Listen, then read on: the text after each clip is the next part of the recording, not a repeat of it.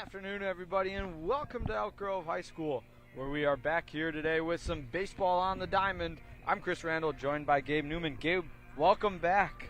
Thanks, Chris. It's a pleasure to be here. I'm real glad to be back here. Of course, if you don't know, I used to play on this baseball team, so it's always nice to come back here and get to do what I love the most, which is throw the headset on and call the games from over here. We got a pretty high-stakes matchup here. This is, on paper, it's one that really kind of defines how the end of the season is going to go. And this time of year, when you're gearing up for that postseason, it's real important to win some games down the stretch and build that momentum. Yeah, absolutely. It's both teams kind of roll on a skid.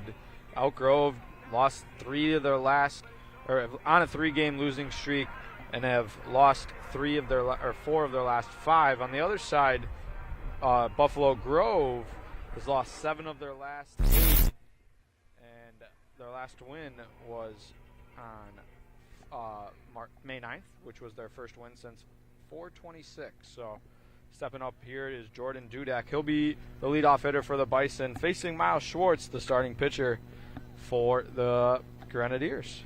Yep, Miles Schwartz. In 45 innings of work this season, he's 2-7, but he's had a real fine year outside of that record, which is really not too indicative of the starting pitcher alone. He's making his 8th start of this season, 11th appearance overall, and he's given up 35 runs, 20 of them earned, and an ERA of 3.11. But the most impressive part, Chris, is his walk-to-strikeout ratio, one of the best I've really seen since I started covering high school baseball. 4 walks to 47 strikeouts. Yeah. Here's a pop-up bunt, and he starts off the count on Dudek 0-2. As Schwartz we've done multiple games here this year, and this is the first one I've seen him throwing, and last year he's thrown some complete gems, and I'm excited to see that come out more today with Schwartz and an 0-2 count here on Diaz. It's a curveball low and away, and it's going to be a good take from the leadoff hitter. And this is his specialty, getting ahead of hitters, attacking the zone, making that defense work for him. There's a reason why 15 of the runs he's given up have been unearned. It's because the ball gets put in play a lot, and he makes the defense put in work. Here's a foul ball on the high fastball out of play. 1-2 we remain. First creeker of the day, and I bet that the bed of Salt Creek right behind home plate is lined with baseballs. Always is. There's 1-2 here on Dudek. Schwartz comes set. Dean calls for it. Swing, miss. It's going to be a drop third strike, goes to the backstop, and Dudek reaches on the K, and that's how the Bison get on base to start here, bringing up the center fielder, Cole Diaz. Tough break for Nate Dean behind the plate. It's just one of those that he just flat out missed. I'm not sure if that'll be called a wild pitch, or I'd probably call it a pass ball, although the angle we have isn't great. Yeah, I agree with you. That should definitely be a pass ball. It was curveball at his knee. As now Schwartz deals with somebody on, goes right back to the slider, 0-1. As it's 2 straight batters that Schwartz has got the first pitch strike, and that's exactly how you want to work on the mound. Yeah, especially with a runner at first. He does that slide step so well. Definitely some speed with the left fielder and Dudek. Schwartz throws, high fastball, and that will be high, 1-1. As the Grenadiers here, 6-6 at home, where they have won 6 of their 7 wins have been right here at Elk Grove High School. So a good home team and not the greatest away team, where they're 5-5 in conference as well, as Schwartz throws it over to his counterpart, and it Brade, and slides in safely as Dudek.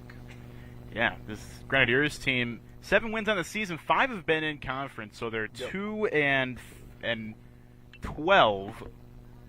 in non-conference games, but really those conference games, the ones that mean just a little bit more. Yeah, absolutely. It's like you said, 5-5. They've swept Wheeling, who in their conference won 7-3 and 8-4. Split with Prospect, who's one of the used to be powerhouses here in their conference. So as Schwartz throws back over to Brade, slides in safely as Dudek We remain 1-2. Prospect, still one of the better teams in the East, but Hersey is the class of the division, and they have been for the last couple of years now. Yeah. Here's another foul off on Diaz. 2 fouls. His 2 balls went into play. Schwartz had to scramble off the mound, so he did not get hit. One of those miscommunications. One ball went in from the dugout, and the other one from the home plate umpire. Here's how the Grenadiers line up behind Schwartz. Bibby and Casterton and Otano left to right in the outfield. And then we have Keene, Stotsky, McLean, and Brade in the infield. Here's a pop fly. That's coming our way. And it will land right in between Bibian and Keene. So another foul ball in the at-bat of Diaz. 1-2, the count remains. And like you said, Nate Dean behind the plate to round out the battery for the Grenadiers here. The runner Dudek was on the move on the pitch on a steal attempt. Of course, back to first now, but see if he goes again. 2 deep counts here early for Schwartz. Looking to close out Diaz, the starting center fielder for this Bison team. Dudek extends his lead. Schwartz throws over, slides in safely. We'll talk a little bit about Buffalo Grove. They're 7, 20, and 2 overall. So those 2 ties, you don't see that too much in high school baseball. But now as you get later into the season, the sun sets a little bit later, and those ties won't happen as much as Schwartz throws it right back over to Brade and dives back in safely. Yeah, those 2 ties early in the year. One of them was a scoreless tie after 8 innings. Yeah. And like you said, don't see that late in the season with the sun up a little longer. Schwartz throws this fastball into the dirt. Good pick by Dean, and we go to 2-2. Yeah, fastballs for catchers are tough to block. You have a better chance of trying to scoop it out of the dirt like Dean did just then. As well for Buffalo Grove. They're 2-7 in the conference, so both teams looking to try and get back into the win column here. There's a 2-2. Fouled off again by Diaz. This one straight back, but no play to be found as it goes out.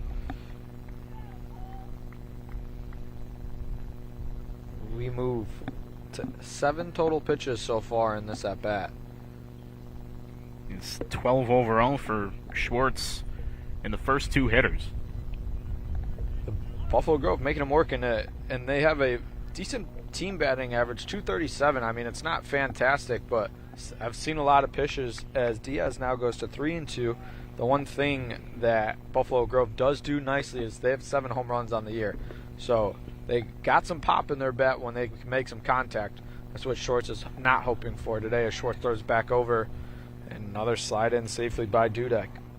Yeah, this Bison team can hit the ball pretty far, but it's real tough to hit the ball out of this ballpark. Very deep dimensions all around. 365 to dead center, 320, 325 on the left and right field lines, respectively.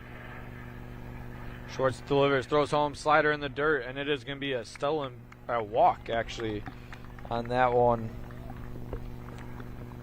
As that was a 10-pitch walk for the starting center fielder. Cole Diaz brings up Griffin Kelly, the starting first baseman, first lefty of the day for the Bison. Looking to start off early here. It's exactly what the Buffalo Grove squad would want. Set the tone early as Schwartz comes set. Watch the sacrifice bunt here. Kelly swings away, pops it straight up in the air into foul territory, and it will go out of play down that right field line. 0-1. Probably not from the 3-hitter, but I wouldn't be surprised if it was anyone other than Griffin Kelly, the third hitter in this lineup, if it did drop down a sacrifice bunt. The Grenadiers are prepared for it with the third baseman playing at a 45-degree angle. That one's fastball high, 1-1. Yeah, I would say with that swing, though, on that first pitch, he's not looking to bunt. No. not in the slightest. 1-1 count here on Kelly. Schwartz delivers, slider into left field. Casterton takes his way over, so is Bibian camps under it, and gets the first out of the inning. with the Bison remaining at first and second. Dudek on second, Diaz on first after the F7 for out number 1. And it brings up starting pitcher Alex Shemaski. That was a good pitch from Miles on a aggressive hitter. Yep. And Kelly didn't miss it by too much, but did get under it. It's number 12, Alex Shemansky, up into the plate. 188 hitter for this Buffalo Grove team. Looking to get out of the inning as Schwartz. A ground ball away are the Grenadiers if everything does correctly. But this is the first ball 1 of the day for Schwartz. And it's 1-0. 18 pitches already and only 1 out in this inning. He could really use a tailor-made too. The 1-0 slider in the dirt, 2-0. Schwartz looking to try and just find that rhythm. He started off well, throwing a lot of strikes, but Bisons were fouling it off. Now he's trying to work outside of the zone, gets swing and misses. Shemansky not biting. 2-0 count here. Schwartz comes set. Delivers, swing through it is Shemansky. 2-1 on the high fastball. Blew it by him.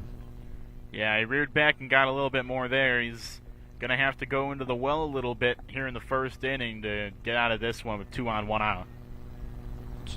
And that's ball high. Tried to go right back to the high fastball. This one Shemansky lays off, 3-1. It's got to be a competitive pitch here for Schwartz. You don't want to load the bases up. With only 1 out here in the top of the first inning at Elk Grove High School.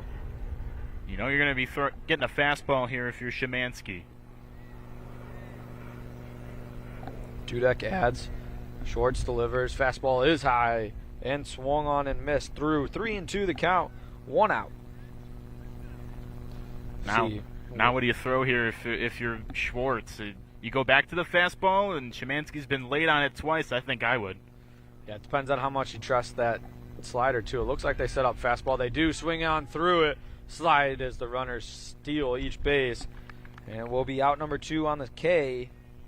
And stolen bases now. So runners on second and third, but 2 outs as Rocco Perricone comes to the plate for Buffalo Grove. Trying to do some damage, 260 hitter for the shortstop of the Bison. And Schwartz did go back to that fastball, Yep. and I don't think Dean was prepared for a double steal there. The Bison did well to catch the Grens napping a little bit. 1-0. I was in my head. I was curious if they were to run, how aggressive they would be, and it looks to be they'll be pretty aggressive here all afternoon. I mean, Schwartz threw it over to Dudek 4 times in the at bat with Diaz. So we'll see how the Grens kind of prepare for the speed, you would say, of these at least top 2 players on the Buffalo Grove side. As it's 2-0 on Perricone.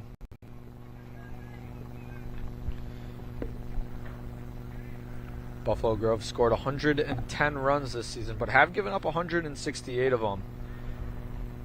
There's a 2-0 count. Schwartz slider high. That's going to be called 2-1. There's possibly a little gift there from the home plate umpire.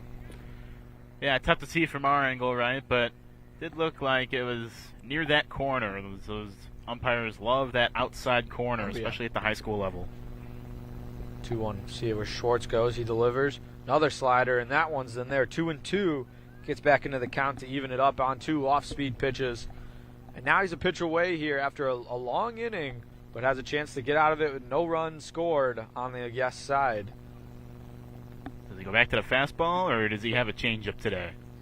Let's see, the 2-2 he delivers. Tried high fastball up, and it is now 3-2. Runners should not be moving here as there's no one on first. Yeah, no. You have an open base, so you don't have to lay it in there for him. You want to make a competitive pitch right here. 3-2. Schwartz throws to Perricone. Another slider, and this one's fouled off by Perricone. After looking at 2 of them, he fouls that one off, and we will do it again. 3-2 here at Elk Grove. You can tell Perricone's looking for that fastball. He wants one in the strike zone. Hasn't really seen it yet. As you said, he saw 2 off-speed pitches. If I'm Schwartz, I'm not throwing him a fastball for a strike. As he does. Throws it low, and it will be ball 4. say the catcher needed to do a little bit better job of receiving that one in order to steal that strike. But bases are loaded now. No damage after the walk, and it brings up right fielder number 44, Andrew Carrison. So an early jam for Schwartz. Yeah, throwing a lot of pitches, as you said. He's at 30 pitches through 2/3 of an inning. Starts this one off with a high strike. Take a note of this plate umpire's zone. He likes the high pitch more than the low pitch so far early here, as we're still in the top of the first. You know, zones, especially in these umpires in the high school games, change quite frequently. But to start off early, high fastball has been working on the pitcher's side. Schwartz comes set, delivers this one inside on the off-speed pitch, 1-1. You can tell a lot about a strike zone just from the age of the umpire. A lot of the older guys like the low strike, and they learn very quickly that if you give the high strike, it'll force guys to go after it, and you run the risk of getting a foul ball right back at you. Yeah. The 1-1 count here. Delivers, sent on, foul into right field. 1-2 on Garrison. Garrison a little ahead of that one. Yeah, it was off-speed pitch too. Timed up for the fastball. I don't think we're going to see a fastball on this one. 194 hitter here. Schwartz a pitch away from getting out of the jam. Dudek on third, Diaz on second. And it is going to be a strikeout looking for Schwartz to get out of the bases loaded jam.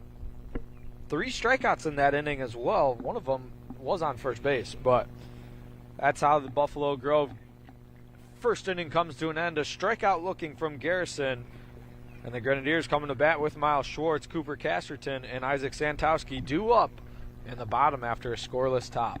Yeah, big pitch there from Schwartz. He did rear back and get that fastball going, and he threw it right by the hitter to get out of that bases loaded jam unscathed, but he did throw 34 pitches in one inning. So yeah, not an economical start, but hopefully for the Grenadiers, he'll be able to settle in a little bit in the next few innings or so. Yeah, only one long inning was scoreless, so that's a big plus. And one long inning does not kind of make your entire outing, especially like you said. We kind of talked a little bit. He usually only throws on Mondays, so he probably won't get to throw it again until next Monday. But he is the starting shortstop when he's not pitching. So yeah, that arm care is definitely important for Schwartz, and especially for the Grenadiers who are fighting for a spot in the playoffs and in their conference tournament. Yeah, well, we'll know exactly where they line up in the postseason starting tomorrow. They'll get the seeds tomorrow. The brackets will come out on Wednesday. And I believe this is our last baseball game, so we won't know. There's next week, Monday, their last home game will be back. I believe so, yes. So, Chris, you were saying who's due up, and the entire Elk Grove batting order is Miles Schwartz, Cooper Casterton, Isaac Santowski in the first 3. Then Ethan Otano, Robbie Bibian, and Nate Dean 4 through 6. And 7 through 9 is Ryan O'Malley, Damian Braudet, and Colin Keene. And defensively for Buffalo Grove, in the outfield from left to right, it's Jordan Dudek, Cole Diaz, and Andrew Carrison. On the infield around the horn from third to first, Joey Hansen is at third. The shortstop is Rocco Perricone. Second base is Andrew Lee. At first base is Griffin Kelly. Behind the dish is Colin Suchomsky, who is being DH'd for by Nathan Rafe. And the starting pitcher, as you mentioned earlier, is Alex Szymanski, who has only worked through 11 2/3 innings so far. And pitched in 5 games. 10 runs, 7 of them earned, given up, and he's got a 4.20 ERA. The first one, Schwartz takes high, 1-0. It's like you said, it's a tongue twister there of a battery for the Buffalo Grove Bison. Szymanski and Szymanski. Szymanski. Suchomsky? Yeah. Suchomski. It's 2-0 here on Schwartz. He had Schwartz into the mix, and there's a lot of SCH. Schwartz, the leadoff hitter, the team leader in walks with 17. Yeah, and has a great average as well. with the 377, which is second best for second on the team, who the best will be up next is in Cooper Casterton. So we got a 3-0 count here on Schwartz. Looking to get the leadoff guy on. And will get the leadoff guy on a 4-pitch walk drawn by the starting pitcher, Miles Schwartz. And that's exactly what the Grenadiers need. Try and get themselves a long inning to give Schwartz a little bit of a break throwing. And it brings up Cooper Casterton, the center fielder who's hitting .414 this year, which is just incredible for the sophomore as well. Yeah, .417 and 72 at-bats as well, and he's slugging .472. So he doesn't have too much pop, but just an ability to find open spaces in fair territory. Yeah. He's one heck of a basketball player as well, but he's here on the diamond today. Yeah. Schwartz, pretty big lead over there at first. Szymanski throws in a curveball for strike number 1. 0-1. And it was Casterton that had the game-winning hit for the Grenadiers on Senior Day last year against Rolling Meadows. A 1-0 extra inning win in 9 innings. You talk about gems. That was a gem from Miles Schwartz. He went 8 2/3 scoreless and got credit for... No, didn't get credit for the win. He got no decision because he ran out of pitches. This one's low. 1-1 on that off-speed pitch. Casterton evens it up. I'd say last year there was also a Schwartz 9-inning K against Conan in a win that we did. Every time we come, maybe Schwartz needs Elk Grove Television here to throw well. maybe the EGTV is his good luck charm. Still got a long way to go here though. With him on the mound. Is the 1-1 is now 2-1 on the high and inside fastball on Casterton. So he's thrown 7 total pitches, and 6 of them have been balls. So yeah, only one strike, and then 1 strike was on a curveball. Yep. Here's another one. Casterton aggressive, fouls off that one. It was jammed on his hands. 2-2. Yeah, but Szymanski has to settle down. If he can't throw that fastball for a strike, he's going to be in trouble. Long afternoon, yes.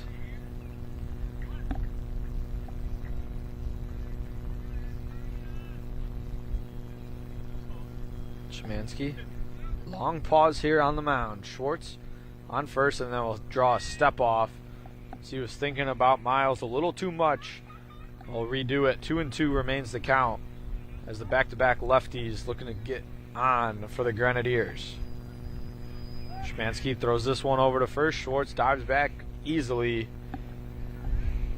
Schwartz, the team leader in stolen bases with 9, so it's understandable that Szymanski is keeping an eye on him. Here's a curveball low. 3-2. Good work by the catcher, Sajomski, to block that curveball. 3-2 the count. Nobody out with Casterton at the plate.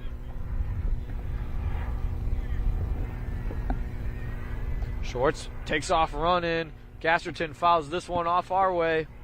And it's just a little out of reach. And then we'll do it again. 3-2. As Schwartz has to run back to first after he hit the plate, after the movement. Wouldn't be at all shocked to see him take off again. No, not one bit. As they dive back safely.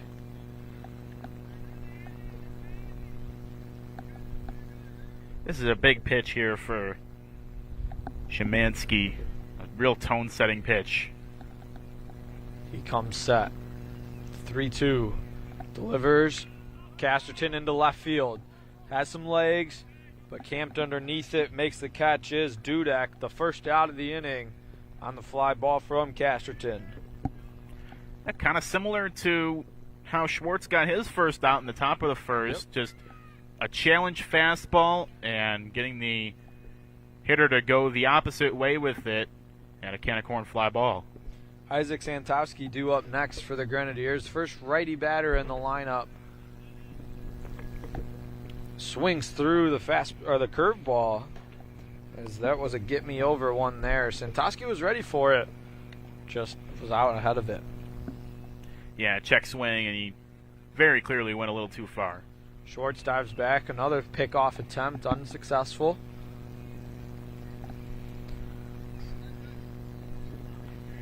pitching staff as a team for Buffalo Grove has a 4.42 ERA, but they've struck out 197 batters. As this one, Santowski into left field. It's fair and down the line all the way to the fence. Schwartz hustles home. Santowski stops at second for a stand-up double, and the Grenadiers are on the board due to the double by Santowski. Schwartz home. Yeah, good piece of hitting by Santowski, and he gets his 13th RBI of the season. And that one didn't stay fair by much, but No. it doesn't matter how far it stays fair. The fact that it stays fair is good news for the Grens. And it brings up Ethan Otano, the right fielder. And the Grenadiers looking to do more damage here in their second to last home game of the season. They've been well all season. Curveball, Otano swings through it. Santowski stays put at second base. So it's 0-1.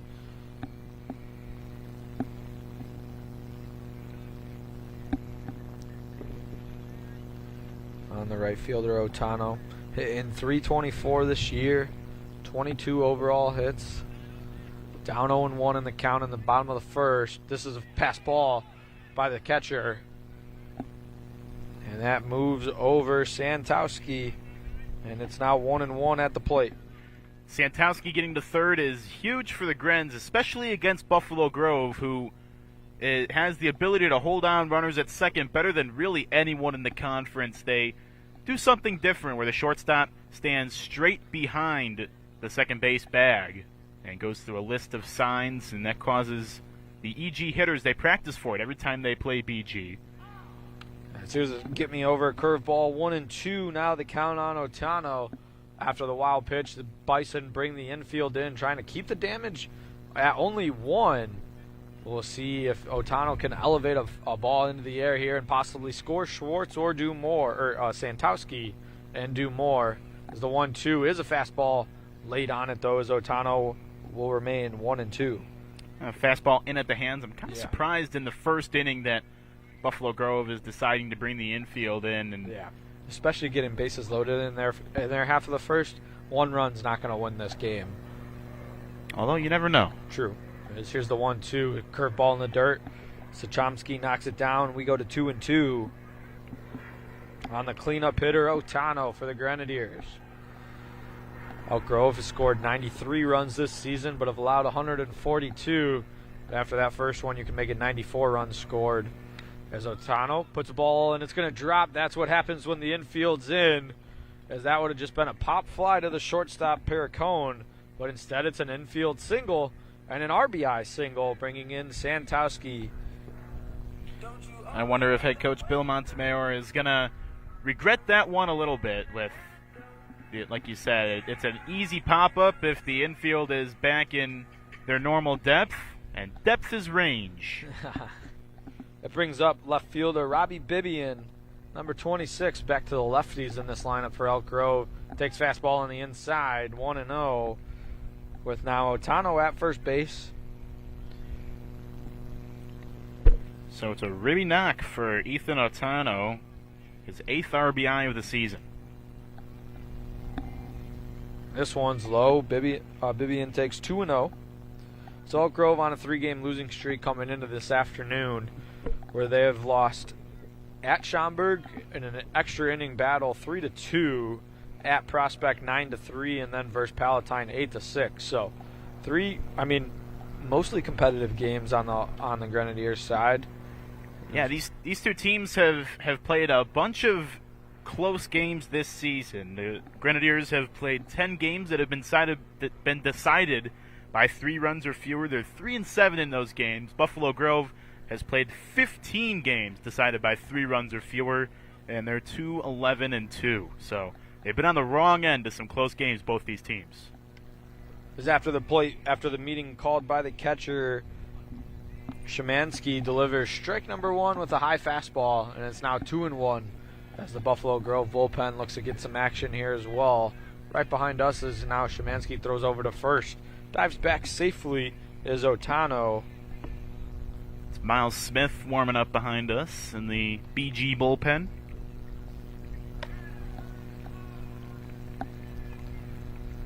Szymanski delivers. Line drive. Foul ball. It was barely foul. And it would have been in down the left field line for some extra bases. But instead it moves the count to even 2-2. Yeah, that one not foul by much. Maybe 6 inches, if that. Yeah, 1,000%. So Bibian has to be a two-strike hitter here.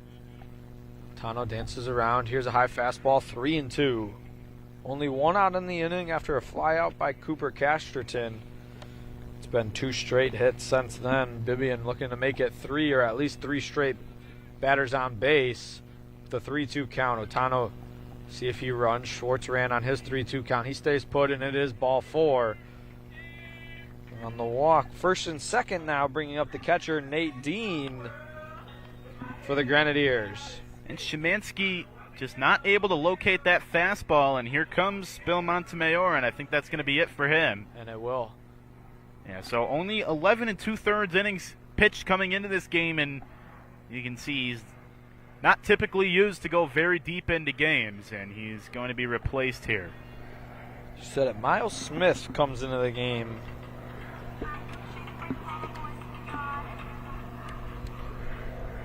He'll inherit Otano at second base and Bibian at first. Yep. Lanky right-hander here for the Bison. Yeah, 6'4", 170 pounds. Senior pitcher, though. He's got some experience behind him.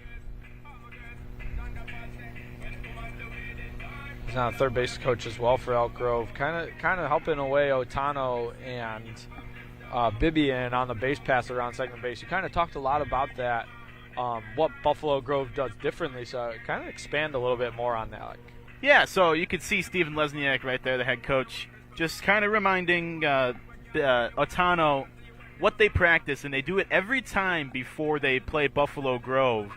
They practice leading off straight back from second base as opposed to a depth, it's more of a 45-degree angle leadoff. They lead off pretty much straight back when they play Buffalo Grove, and that's so they can see the shortstop who would be just in front of him and going through a set of signs, and you get a better chance of getting back to the bag when you're straight in front of him than you do when you're off to the side and can barely see him. So that's the reason they do it, but it's really only Buffalo Grove, at least in the conference, that does it, and they do it very well. It's something, it's a program tradition for them that they practice. Bill Montemayor, a former EG player, so EG has to switch up their signs too when they play Buffalo Grove. It's nice little fun fact there for you. He's an alum, and it's always circled on the calendar because of that, because of what Elk Grove has to prepare for, and it's not too major of a change, but it will come back to bite you if you're not prepared for it. As you can see, the shortstop Paracone, yeah, going through a set of signs. And Bibian still has depth over at second base, but is not too far away from the back. Yeah, that's Otano. Bibian's on first. First pitch from Smith is a slow slider that Dean swings on through. 0-1 the count. Yeah, Otano, excuse me. Smith steps off. Nate Dean, the catcher, due up for the Grenadiers. 0-1 count. Smith comes set. Delivers. This one into the dirt. Good move good pick from Chomsky, and it evens up the count at 1. The Grenadiers here looking to do damage, even more damage than they've already done. Scored 2 here in the bottom of the first inning, and not done yet. Runners on first and second with 1 out. Smith is set.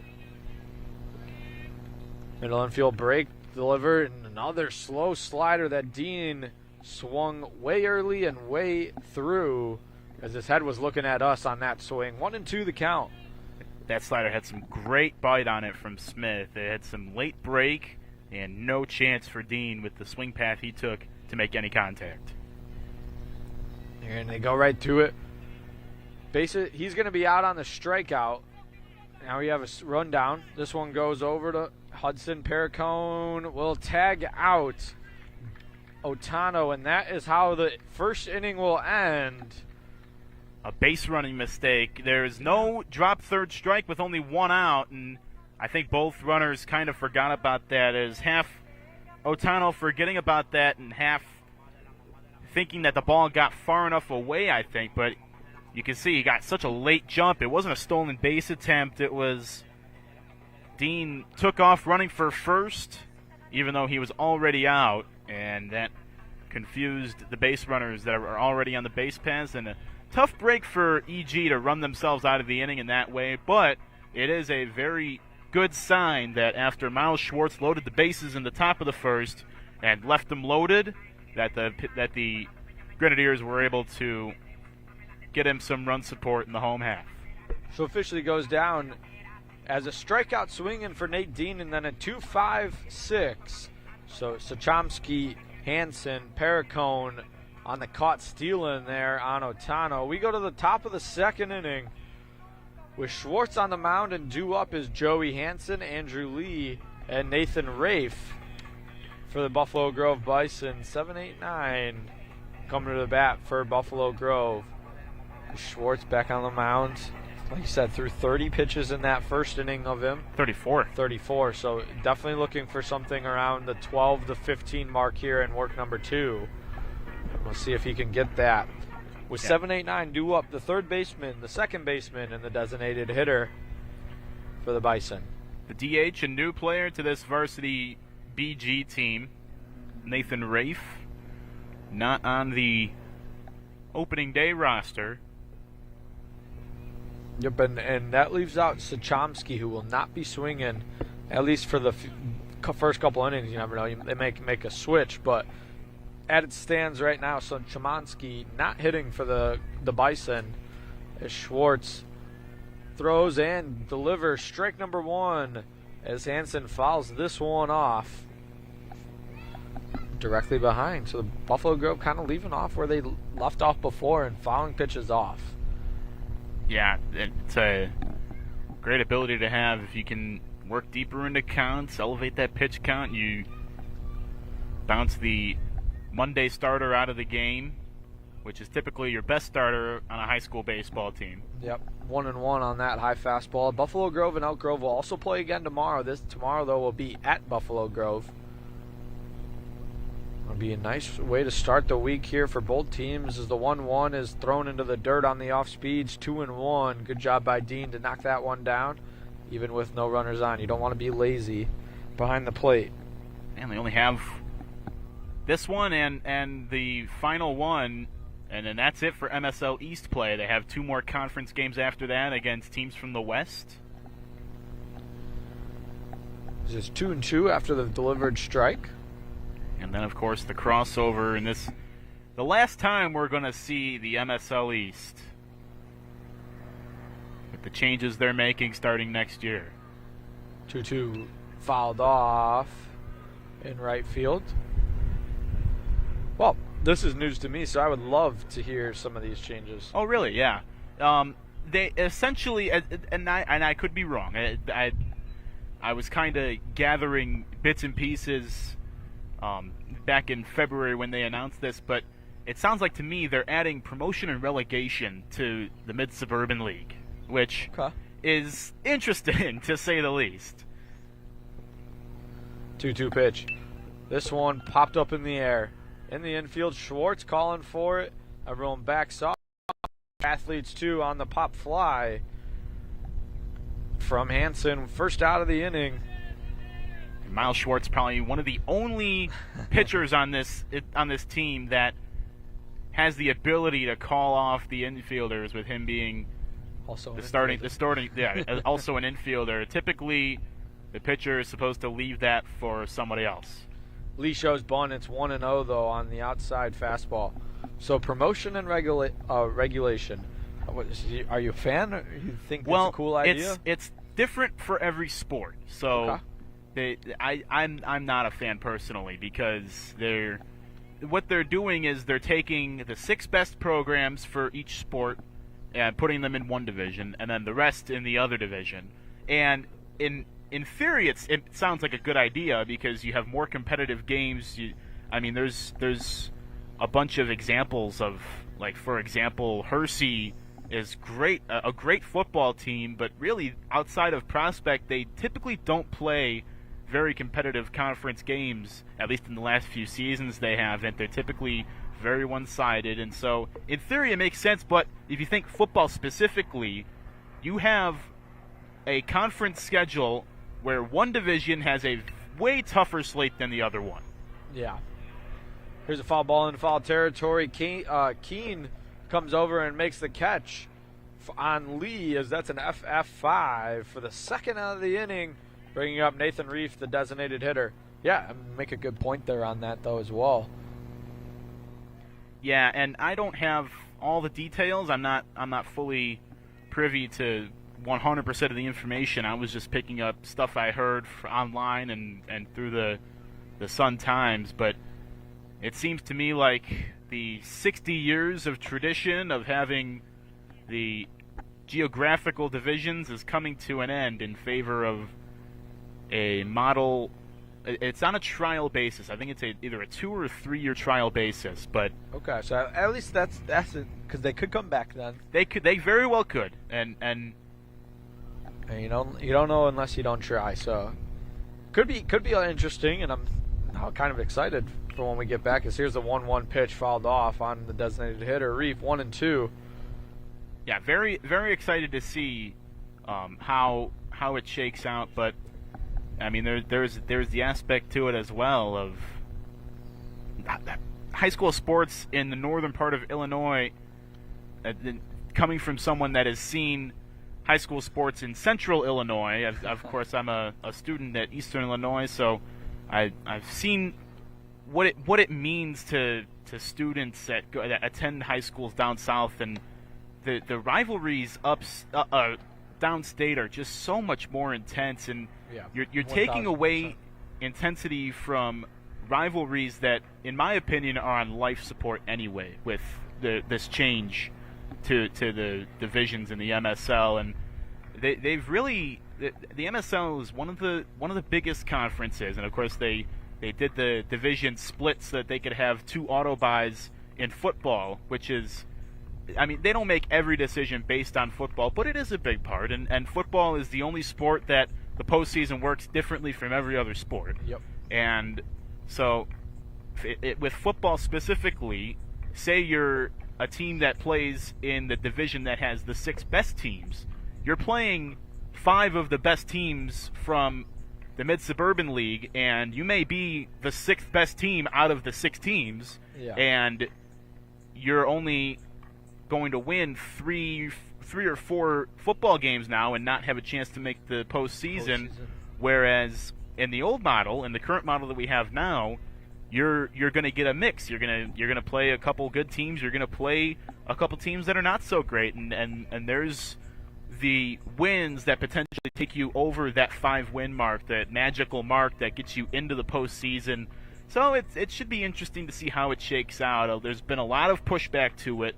It's a very controversial decision that the Mid-Suburban League made, and we'll have to see in the next couple of years how it turns out. I'd love to hear some coaches' perspectives on it, though. Absolutely, as we'll hopefully try and find that as once we get closer to August. As Schwartz strikes out Reef to end the inning, he picks up his 4th strikeout, and the Grenadiers coming to bat with a 2-0 lead in the bottom of the second. Ryan O'Malley to lead us off, followed by Brade and Keene right behind him. Smith still on the mound after coming in, getting 2 outs, and he starts off with strike 1 on the designated hitter, O'Malley. Yeah, so both teams send their 7, 8, 9 hitters to the plate, and a nice job by Schwartz to get through the bottom part of Buffalo Grove's order to restore order. 0-2 start here for Smith on O'Malley. O'Malley fouls this one off. We remain 0-2. There's not a lot of hard contact there either in that first pop out to the pitcher, foul out to the third baseman, and then a strikeout. So O'Malley down 0-2, fouls this one off again, and we will do it again. 4 pitches so far in the at-bat, all strikes. See if Smith can try and get O'Malley on a swing attempt here, maybe outside the zone. As the 0-2 is outside the zone, but laid off by O'Malley, 1-2 the count. Smith, you can tell, is having a little bit better of a time locating that fastball than Szymanski was. Yeah.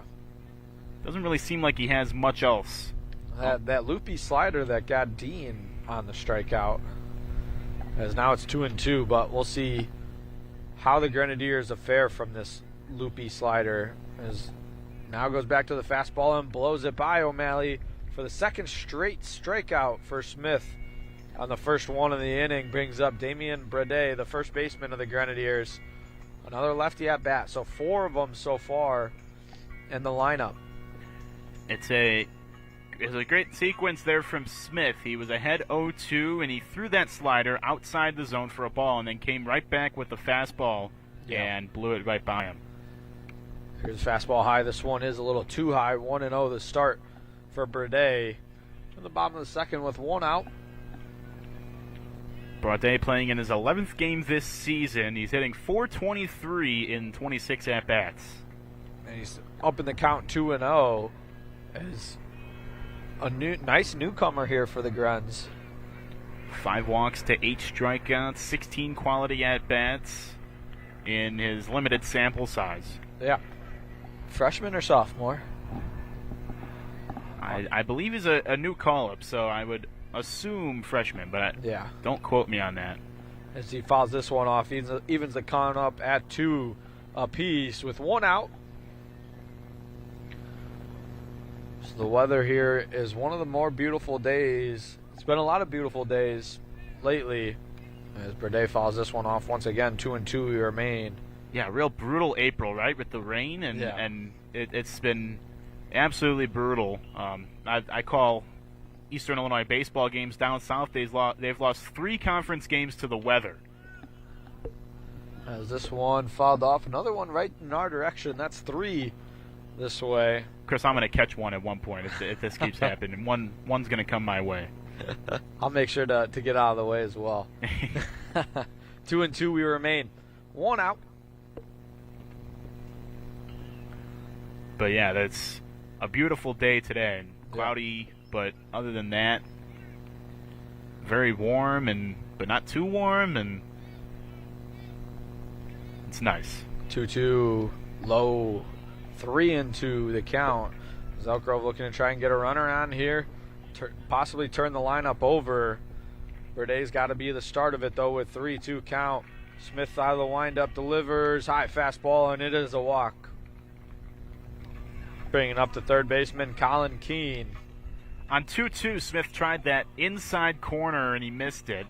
Yeah. And then he tried to go back up top with the fastball where the umpire has been giving that high strike, and just a little too tall.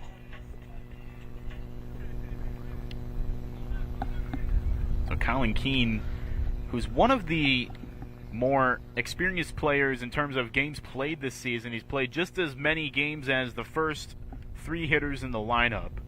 24, making his 25th appearance this season.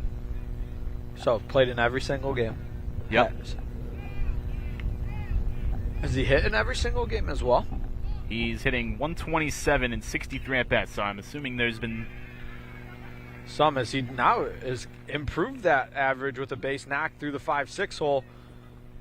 Brede stops at second, Keene on first with 1 out, and that brings up the top of the order Miles Schwartz, who drew a 4-pitch walk and at bat number 1. And will now face Smith for the first time, as Smith was chased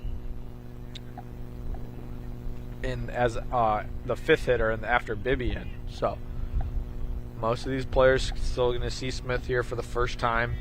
Great piece of hitting by Colin Keene, a seeing eye single. As you mentioned, he was hitting 127 coming into the game, but you wouldn't be able to tell from that swing. That was a well-placed ground ball.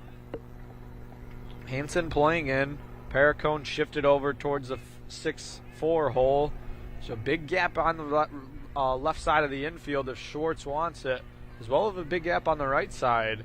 Schwartz looks at his ball as the umpire wanted to call it a strike. Instead, it's 2-0. Schwartz yet to see a strike here this afternoon. And it's a great 2-0 hitters count right now for Schwartz. Leads the team in home runs with 2 of them.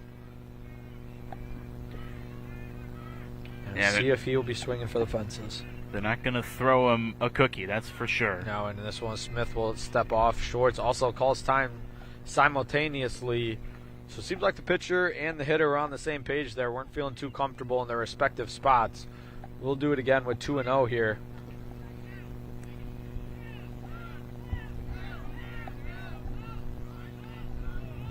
Smith checks over, throws, and Schwartz was attacking and lands foul. 2-1. He was expecting their fastball. Yeah, and Smith gave it to him, or at least it looked like he did. Yeah. Just a little under it. He was on it, though. 2-1 the count. Brede on second. Keene on first. Schwartz at the plate with a 2-1. And this is a slider on the outside part. 3-1. All the pressure here on Buffalo Grove with 1 out in the inning. This is going to be a challenge fastball right here from Smith. He really does not want to walk Schwartz here and load the bases. He delivers. It is a fastball, and it is fouled off by Schwartz. He was a little bit later on that one. 3-2 the count. It was a great call there by you, Gabe. Yeah, then 3-1 at this level is typically always going to be a fastball unless it's a really good pitcher that has an off-speed pitch he can locate.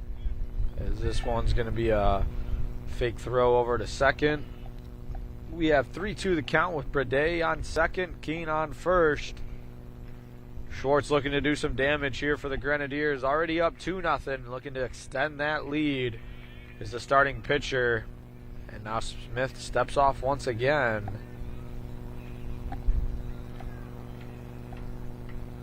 Gets a sign from Chomsky.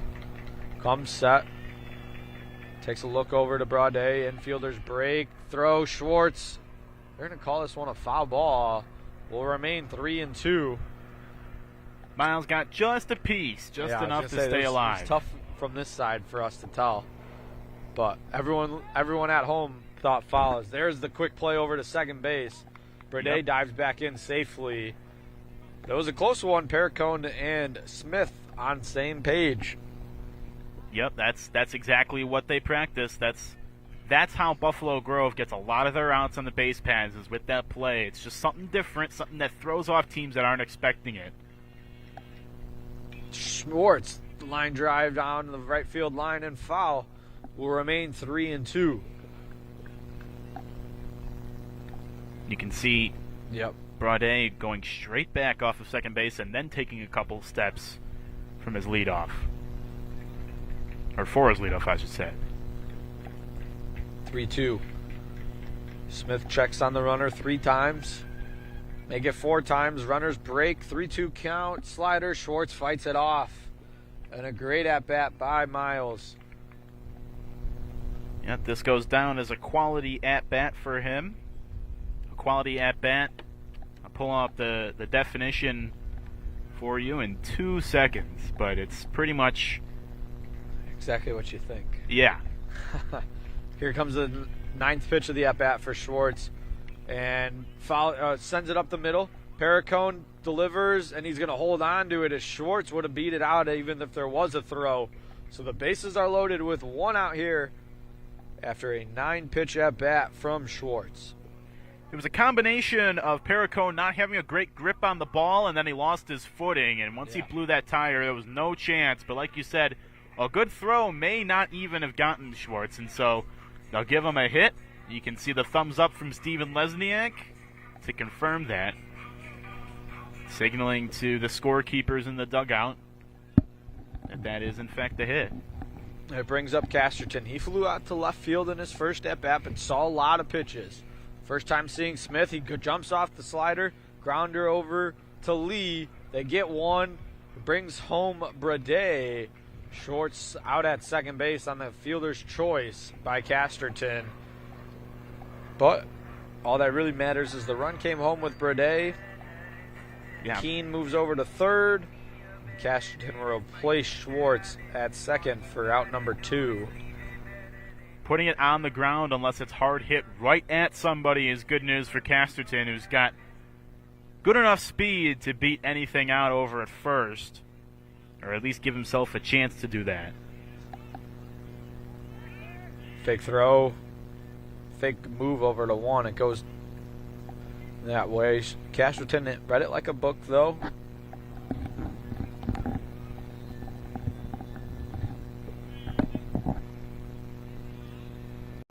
Casterton with speed. Stays put. This is a fly ball into left field. Hustling over it is Dudek. And it's sliding effort, but it falls through. Nobody at third. Casterton gets there. And it tried to get there was Smith. And that advances over to Santowski with a single on the sliding effort and advancement on the throw. It also brings home Keene. So 4-0 start here for the Grenadiers in inning number 2, but not out of the way is it yet with runners on second and third. Little Texas leaguer down the left field line. Dudek, great effort, but not able to come up with the ball. And then that was on Smith, who should have been over at third. He didn't realize he was supposed to be over there until too late. Heads up base running by Casterton. And then the errant throw allows Santowski, or check that, Otano. No, Santowski. Yep. To get the second. Yep, and that does bring up Otano, who had that little blooper hit in the infield that would have been an out. Instead, it was an RBI single for the Grenadiers, as he was also the player that got caught stealing beyond the top of the first inning. So the error is going to go against somebody. I believe it'll go on Dudek for the throw. Yep, it should go on him, yes. It was a mental error, though, on Smith. Yeah, yep. Depending on the situation here, though, the runs will remain earned.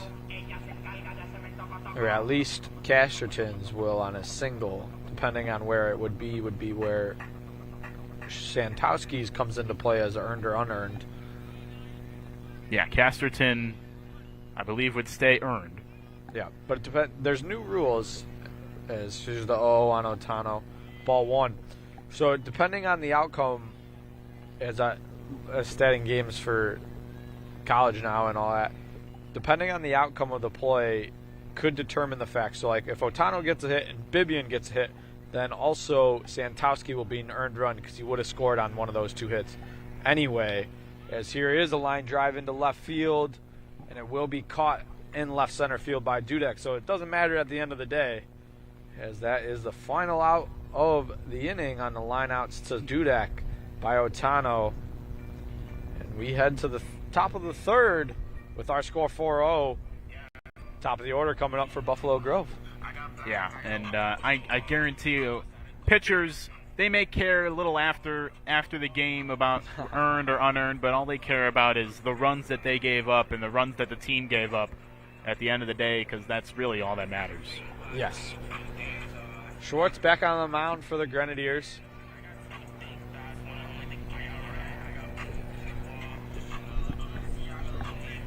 So it'll be top of the order, like you said, for Buffalo Grove. Down 4-0 in this ball game here in the top of the third. I'm just trying to clean up my scorebook from the play at the end of the second with the error and everything, trying to make sure I get that notated properly. It's a game changer's fun, but there's nothing like pen and paper. I'm not gonna lie to you. Oh no, I trust me, I prefer pen and paper, but for broadcasting purposes, I prefer game changer. So Schwartz back out there. He's at 44 pitches, and he'll face the top of the order in Jordan Dudek, who's 0 for 1. He reached base on a drop third strike. It went as a pass ball against Nate Dean. Yeah, one of Schwartz's 4 strikeouts. Sadly, this one was a player reaching base, but didn't come around to score in that top of the first. No, Schwartz left it loaded. This is hit into right field, and it's foul. Late on the fastball from Jordan Dudek.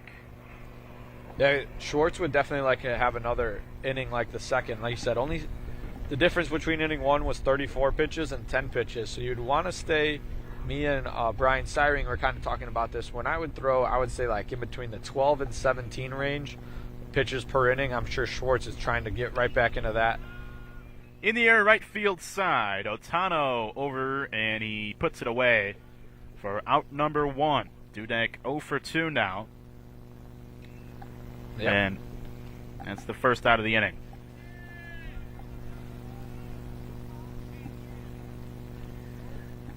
So Cole Diaz steps in. He had a 10-pitch at-bat his first time up. Ended up reaching on a walk. Yeah. So plate appearance, I should say. He saw Schwartz extremely well, though, in that first at-bat. Did not see that one well, though. Swing and a miss on the off-speed pitch from Miles Schwartz. You can say he didn't see that one at all. No, he was expecting something else. The 0-1 from Schwartz. Fastball misses outside. Yeah, he went 0-1 slider on the outside part of the plate. That time he tried to go, or 0-0 slider on the first pitch. Then he went 0-1 fastball, tried to get another chase. Good idea, though, there from the senior Schwartz. 1-1 is line drive and eats up the shortstop Santowski. And a hard hit baseball, we'll have to see how they rule it. Could go either way, but either way, Diaz aboard at first with 1 out. What would you say? I would probably give Santowski the benefit of the doubt. Call it a hit. I think I would give that one an error if I were actually scoring. But fair hard hit ball there from Diaz, so I understand both ways. I'm going to call it a single. All right. 1 out single brings up Griffin Kelly, who flew out for the first out of the inning to Bibian. And the cat and mouse game begins between Schwartz and the runner at first, Diaz. The 1-0. That hits Kelly. And so a hit by pitch will put runners on first and second with 1 out.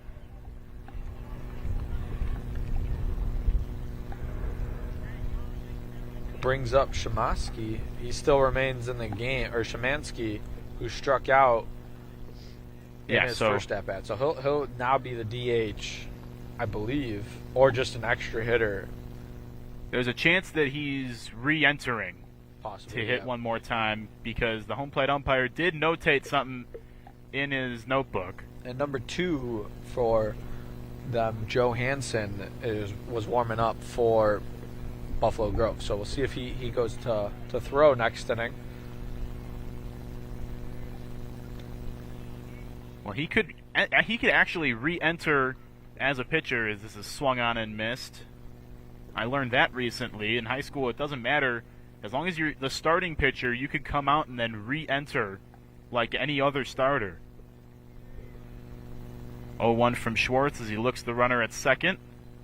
Hefty lead over there by Diaz, and then comes home, and that one hits him. Grazed his elbow, Schwartz did, and so that loads the bases.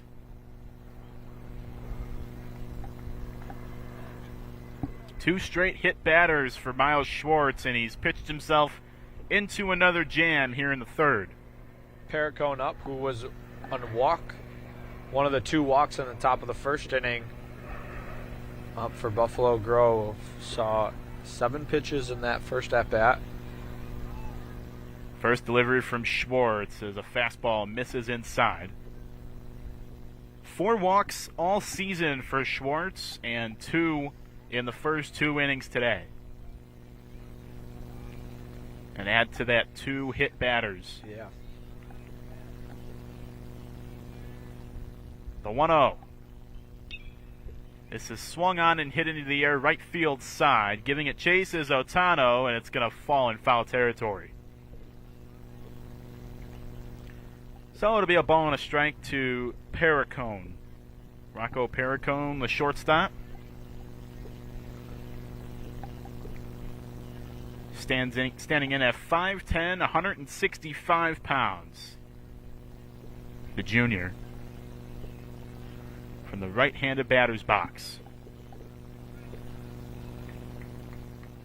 Bags juiced, 1 out. Yeah, Diaz on third, Kelly on second, Szymanski on first. 2-3-4. Fastball from Schwartz misses, and it's 2 balls and a strike. Schwartz worked out of a bases-loaded jam in the first unscathed. He's going to have to work a little harder to get out of this one. 2-1. Tipped into the glove of Dean, and he did drop it, actually. Dean caught a piece of that foul ball, I think, in his non-throwing hand, or maybe just in the wrong part of his glove hand. Yeah, I was going to say, it definitely shook him up a little bit there. Evens the count up, though, at 2. Schwartz would love to have this out, try and get it with bases loaded with 2 outs instead of 1. See if Schwartz can rear back and throw a fastball by him. The 2-2 pitch coming up. The righty fires.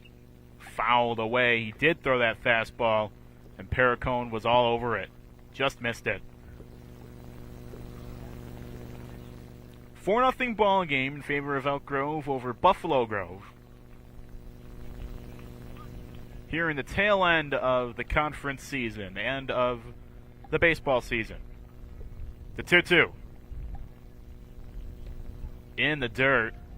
Gloved by Nate Dean. Loads the count up at 3-2. All the pressure here on the pitcher. You got to throw a strike. You do not want to walk in a run, especially with 1 out. I let the batters swing. Nowhere to put him for Schwartz. The payoff is fouled back into the creek. Salt Creek swallows another baseball and will do the payoff one more time.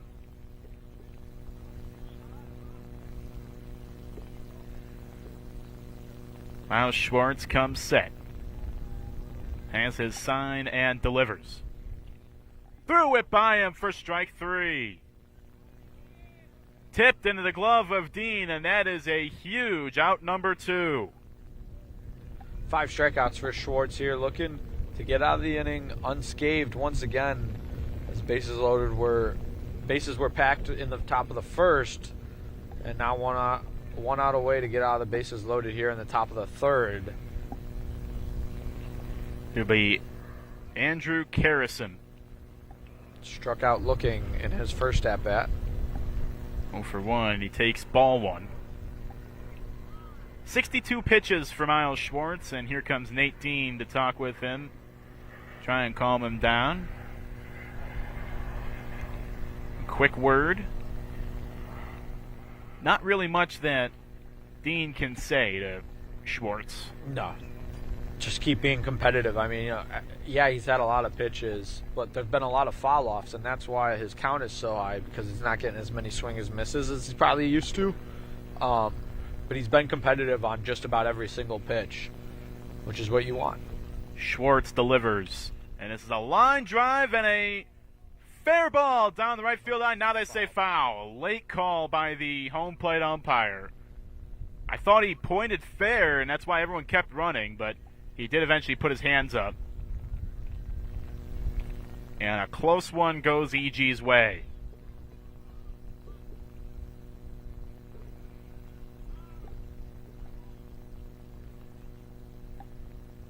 So they get a new baseball. Or just an extra baseball. Yeah, the right fielder, Otano, threw that one into McLean over at second base instead of going off to the side. The 1-1 pitch. On the ground and foul. Trickles near the EG dugout. Now Schwartz one pitch away from getting out of this jam once again. 2 hit by pitches this inning and a single. So, I mean, for the most part, everything was on himself. Yeah, a self-imposed jam and a labor-intensive start for Miles Schwartz. The 1-2 pitch upstairs, tried to get Karrison to chase, and he didn't bite. As the sun starts to go away, clouds come to cover, and the wind picking up a little bit as well. Well, deuces are wild here at Elk Grove High School. The 2-2 pitch. Hit on the ground, and McLean makes the stop. Throw to second is in time. And Jake McLean, a sliding stop at second base, and they get the out to end the inning. So another bases-loaded jam that Schwartz pitches himself out of. And we go to the bottom of the third. It is still 4-0 Elk Grove. Yeah, McLean there with a Sports Center top 10 type play. Moving over to his right. Made the backhand and flipped it over to his counterpart, Santowski, to get out of the inning. As that is exactly what a pitcher like Schwartz needs from his defense, or any pitcher. I mean, sliding effort to make way to. Otherwise, that would have been a 2-base single plus, depending on what happened in the outfield. But we remain 4-0 as Smith is out of the game for Buffalo Grove, and it is number 2, Joey Hansen. So Hansen, who started the game at third base, will be on to pitch here, and Szymanski, who started as the pitcher, came out, re-entered, will now go over and play third. So he remains in the game. Buffalo Grove keep his bat in the lineup. Yep. Due up for the Grens here is Bibian, Dean, and O'Malley. Dean and O'Malley were both strikeout victims of Smith. Bibian was a walk. As Elk Grove has scored 2 runs in their first 2 at-bats, looking to continue that work here in the bottom of the third inning with 5, 6, 7 due up. So Hansen is going to pitch. Yep. And then the third baseman is starting pitcher Szymanski.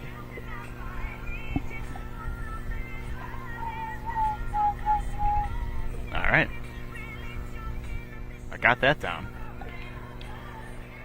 Beautiful day here, like you said. The Elk Grove baseball program had their 100-inning game, kind of their towards the end of the season reward.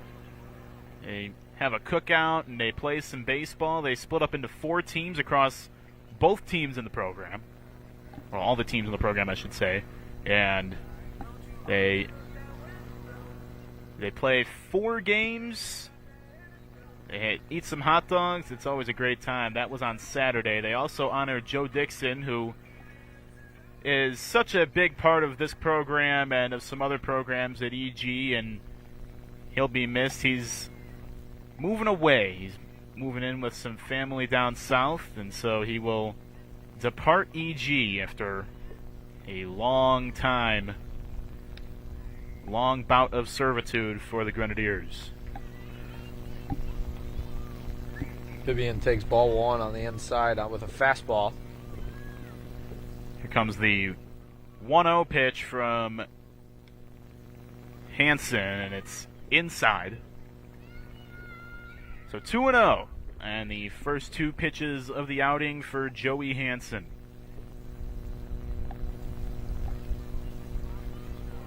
The righty comes set and delivers.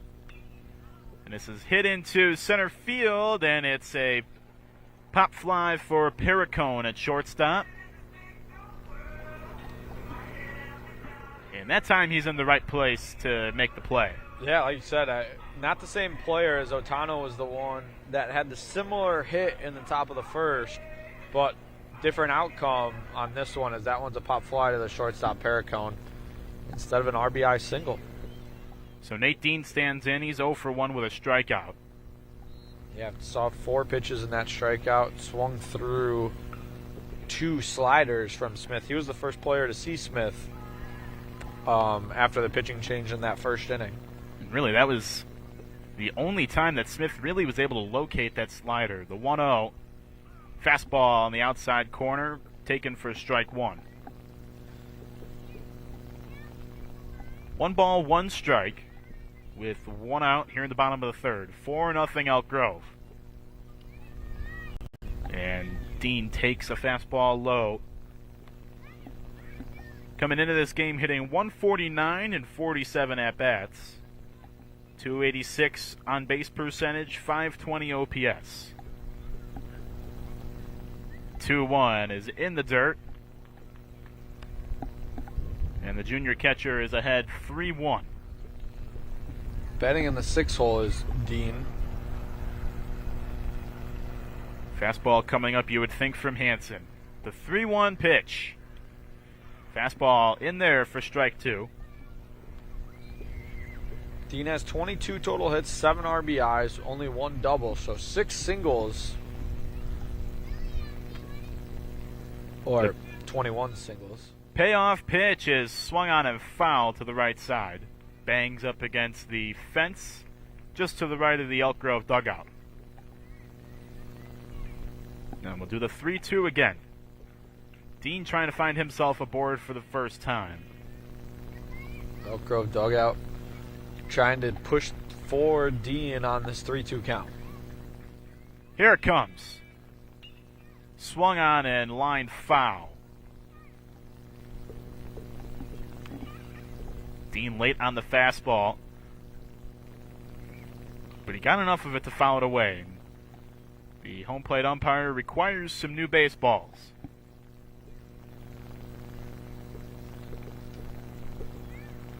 And he gets them courtesy of Santowski. 3-2 one more time coming up from Joey Hansen to Nate Dean. 4-0 ball game here in the bottom of the third, 1 out. And the pitch. Swing and a miss, strike 3. Blew it right by him. And that goes as a punch out for Hansen. Second strikeout of the day for Nate Dean. Yep. And 2 down in the third. Both strikeouts were the second out of the inning as well. That one was a fastball, like you said, and just pulled his head. He timed it up. I mean, it was a little early on it, but you can't hit the ball if you can't see it, and he did not see it. So O'Malley stands in and hits a blooper that's right at the third baseman, Szymanski, and it's a 1-2-3 inning for the Grens, who go quietly in the third, and we head to the fourth in a 4-0 ball game. Due up for Buffalo Grove will be Hansen, Lee, and Reef, who went 1-2-3 in the top of the second inning against Schwartz. Schwartz making his way back out on the mound after another lengthy top of the half of the lineup for Buffalo Grove. In their third. Where is it? In the top of the fourth inning. Here at Elk Grove High School. Elk Grove in their home unis, white pinstripes, as Buffalo Grove is navy tops, gray bottoms. Yeah, and those are new. Those I haven't seen those before. Those pinstripes. I was kind of half pushing for the program to get those, as me kind of sarcastically just talking tongue-in-cheek about pinstripes, and they actually went ahead and did it. They look pretty nice. Yeah. They gave the yellow ones that the varsity team used to have to the underlevels. I'm assuming the green ones have gone back to the varsity team for away games. That is a pure assumption. I haven't... Yeah, they wore green actually here last week when we were here, 2 weeks ago when we were here. Well, Stephen Lesniak leaves it up to the players to decide what uniforms they want to wear, regardless of home or away. And so evidently they wanted the white ones today. They typically, the team typically decides to go with a lighter color when it's more sunny out, although not sunny today. But this is one of the only warm days of the season so far, really. So they're not really used to the warm temperatures yet. And so they went with the lighter colored unis today, but they look good. Miles Schwartz back out there to face Joey Hansen. And Hansen lines a base hit to left field. Over to cut it off is Bibian. And he throws it back in quickly to hold Hansen to a leadoff single. Yeah, first pitch swinging there for Hansen. And treats him right. So he'll be courtesy ran for by Emmett Suzek. S-Z-E-W-C. Zook. I'm going to assume that's a silent S. They don't give us a pronunciation guide. No, there were a lot of sports though this year that actually did. Specifically, the volleyballs and basketballs gave us pronunciation guides. Oh, really? Yeah. I think broadcasting just as a whole is becoming more associated with high school sports. More coaches are coming around to embracing it rather than seeing it as a distraction. And we appreciate them for that. And sometimes the pronunciation guides themselves are still not very good, where you still butcher the name. The pickoff throw gets away, and down to second base goes Suzek. And that'll go as an errant throw by Miles Schwartz. The pickoff throw was just out of reach of the first baseman, Braudet. Yeah, it was low. He tried to pick it, and it took a funky hop, and it may have actually hit Suzek as well, to take that type of bounce that it did after contact.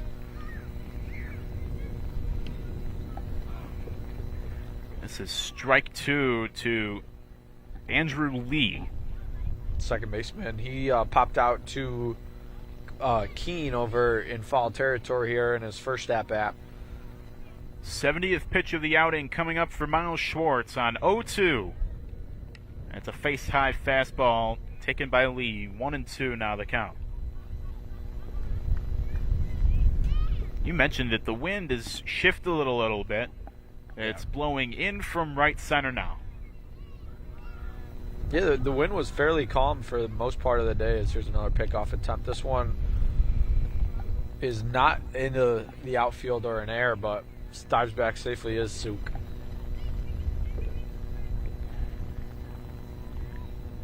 One-two pitch coming up from Schwartz. A look to second, and another, and then the deal. Called strike 3, sit him down on a high fastball, and Schwartz gets his 6th punch out of the day. First out of the inning as well. It's a big one with a runner on second base. Brings up the designated hitter, Reef, who struck out in his first at-bat. Nathan Rafe from the left-handed batter's box with a runner at second base, 1 out. And a spin and a throw from Schwartz and a close play. But Zook is back in safely.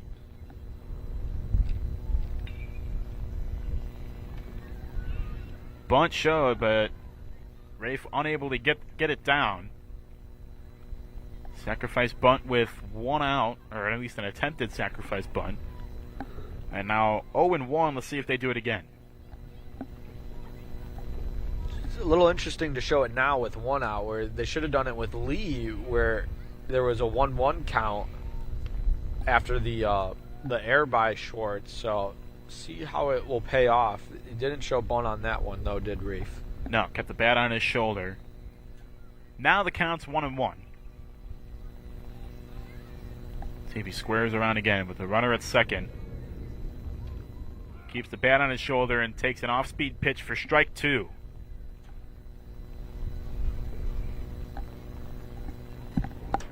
Rafe down in the count, 1-2. With 1 out here in the 4th. Buffalo Grove trying to find their way onto the board.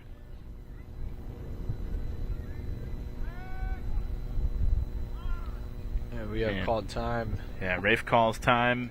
Schwartz was on his 5th check over at second base. Yeah.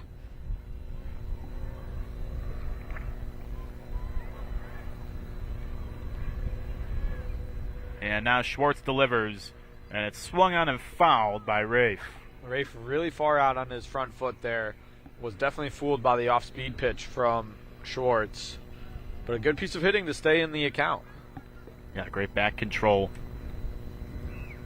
to keep himself alive. We'll see if he goes back to it, Schwartz. As we do the 1-2 again. Fastball misses just outside. And it's even up at 2-2.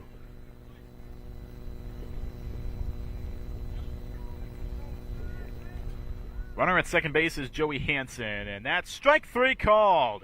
Inside fastball. And 2 straight punch-outs looking for Schwartz. And 2 down here in the 4th. Was a second time Rafe has struck out. And it brings, like you said, top of the order here. Jordan Dudek flew out to right field in his first one, and he struck out, but reached on a pass ball by the catcher in that first at-bat. So, chance to get out of the inning again, leaving a runner in scoring position. As he did in the first and third innings, Schwartz had to pitch around a lot of traffic today. Getting out of bases-loaded jams in innings 1 and 3. Only quiet inning was the second.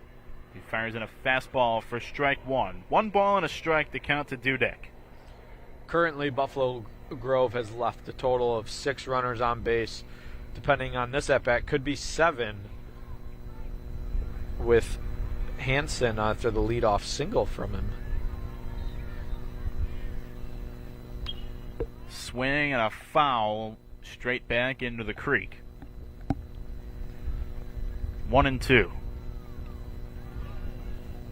Schwartz trying to work around the courtesy runner Emmett Zook.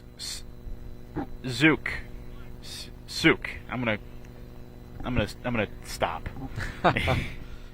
1 ball, 2 strikes, and the pitch on the ground, and McLean gloves it. Throw across the first is wild, and it gets away from Braudet. 1 run is in. Down to second goes Dudek. And Buffalo Grove are on the board. It is 4-1 Grenadiers. Yeah, McLean just rushed that throw. He had a lot more time than he initially thought, and just threw it way too far across his body. Needed to slow down. His feet wasn't set, and that's kind of what caused it. Braudet had zero shot to catch that ball.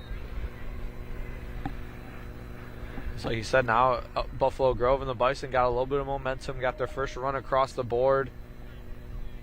Swing, kind of a half swing from Cole Diaz. He was fooled on that ball in the dirt. Yeah, fooled is definitely the right word. He was not looking up for a slider and still swung. This will be pitch number 83 for Miles Schwartz. No movement, though, in that first base dugout for the Grenadiers. And there's a strike. And the count is 0-2. Diaz is 1 for 1. He walked and he reached on a single, on an infield single, to the shortstop. 0-2 is swung on and popped up. Shallow left field. And it's Santowski calling everyone off to make the catch. And that will do it for the Bison, who do score a run thanks to the Jake McLean error and leave 1 on. It is 4-1 Elk Grove over Buffalo Grove. Due up for the Grenadiers here in the bottom half of the 4th inning will be Braudet and Keene before turning the lineup back over to Schwartz. As Braudet and Keene both reached, Braudet was a 7-pitch walk, Keene was a 2-pitch single, and then Schwartz is 1 for 1 with a single to right field where he saw 7 pitches. So we go to the 4th inning, bottom of the 4th. 4-1 with Joey Hansen back out there for BG. Yeah, he's the hardest thrower that we've seen on the Buffalo Grove side. I mean, Schwartz chucks the ball pretty well, but see how Elk Grove is kind of feels through, seeing a little bit more velocity. As Hansen had a 1-2-3 inning in his first inning, He's looking to follow suit here in the bottom of the 4th. Elk Grove looking to try and get that run back, though. So story so far, Miles Schwartz has worked through 4 innings. He's thrown 84 pitches, gave up 2 hits, 1 run unearned. And then he walked 2 and he struck out 7. Still in the game, he's hit 2 batters and stranded 7 runners on base. Yep. Meanwhile, Buffalo Grove have used 3 pitchers. The starter, Alex Szymanski, went just 1/3 of an inning. Yeah, he was chased pretty early. Couldn't locate the fastball like you've kind of said it earlier on. And that was about it from him. Smith did a little bit more damage. But Hansen has been the most impressive pitcher here to start for Buffalo Grove. 1-0 misses, or the 0-0 misses outside. Now the 1-0 pitch. Upstairs, 2 balls, no strikes to Damian Braudet. There was a point in this game where we had Miles pitching on both sides. Miles Schwartz and Miles Smith. Yeah. Spelled differently, though. Yeah, one's with a Y, one's with an I. 2-0 is fouled into the creek. 2 balls and a strike. Braudet 0 for 0. He walked in his first plate appearance. I was back in the 2nd inning, came around to score one of the 2 runs to score in that inning. Fastball misses upstairs. 3-1. Hansen started the game at 3rd, has since moved to the pitcher's mound. 3 balls and a strike to Braudet. And that misses a leadoff walk. And another base runner for the Grenadiers. Yeah, this time Braudet only saw 5 pitches instead where he saw 7 or 8 in his first at-bat. I'm going to have, I believe here, a possible courtesy runner or a new hitter. Let's see. Number 4, Colin Keene still at bat. So I'm assuming this is going to be a courtesy runner here for Braudet over at first base. Well, it's going to be a pinch runner because a courtesy runner would have to be for a catcher or a pitcher. Yeah, so I want to say that looks like number 25, Adam Santoyo, running for Elk Grove. So a little bit of a, I don't know if it's a roll of the dice or just trying to get someone faster into the game from Steven Lesniak, but a pinch hitter. I'm assuming we'll see Braudet re-enter. Yes, it is officially Santoyo on the base paths. I was able to see that number, that bigger number on the back of his jersey on that dive back. This is Colin Keene at the dish. He's 1 for 1 with a seeing eye single. He shows bunt, and the back pick to first is not in time. Yeah. Smart idea, though, there from the Grenadiers and the 3rd baseman, Keene. Finally some movement over there in that bullpen of the Grenadiers on the far side. I assume Schwartz will come back out for the top of the 5th, but you never know. Yeah, I would. He's only at 84 pitches. I would definitely say that's a safe assumption. The 1-0 from Hansen, and he throws over to first.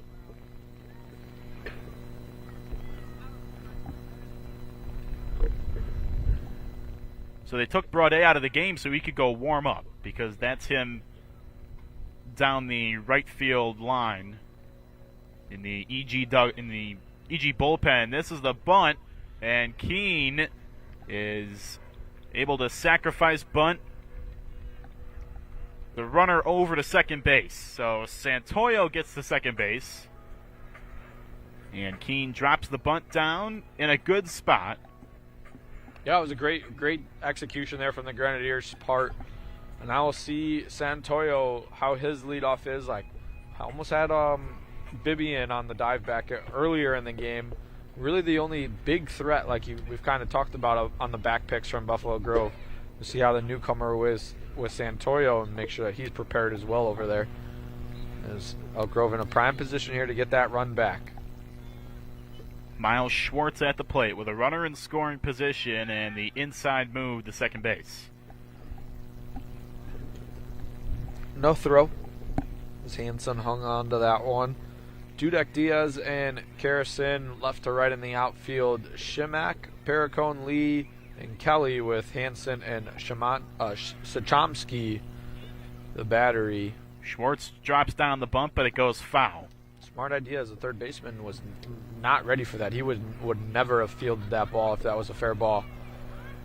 He's still pretty far back. It's going to be on Hansen here to field his position on that right field or on the left field side.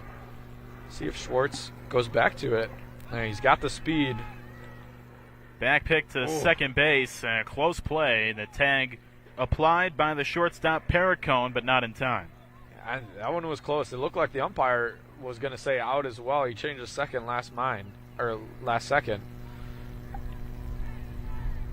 So Schwartz at the plate. 1 for 1 today, with a runner at second base in a 4-1 ball game. And the 0-1. Schwartz swings and hits a high fly ball to right field, chasing foul, and forced Damian Braudet to get his head up and get out of the way. Braudet working over in the Grenadier bullpen. A little bit of pop to that one there, though, on the full swing from Schwartz. It does make the count 0-2, so most likely won't see a bunt. Infielders, specifically the corners, Shemansky and Kelly, now deep on their sides. Schwartz behind 0-2, and another pickoff. This time, Santoyo was back in plenty of time. Yeah, that one he was that was what you call a one-way lead, where you are just leaning back towards the base. That was exactly what Santoyo was doing. The 0-2 from Hansen. Fastball misses.